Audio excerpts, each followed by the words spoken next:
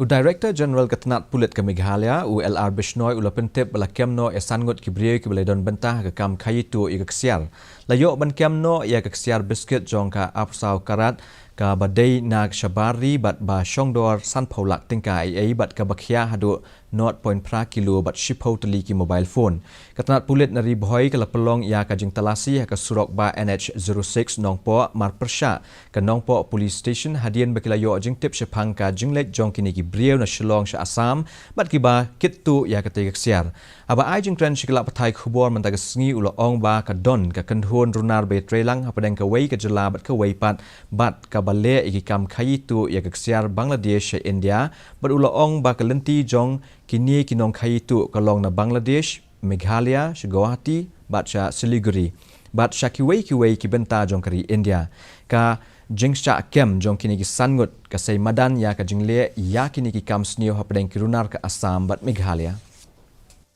Assam, Aziz Lingdo from Dhobi Ghat Laban of Shillong, Sahanja again of Barpeta Assam, and one lady Subalin Kharbani from Mavlai district of Shillong, and one Muhammad Sadiq Ali again of Barpeta of Assam, and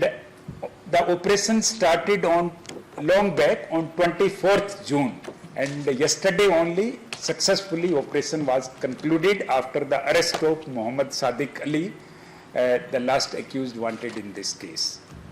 So we have seized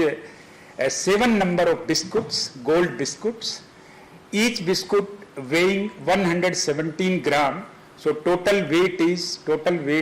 819 gram. And this is a 24 carat pure gold, and the market cost of these biscuits as on today is approximately 50 lakh rupees.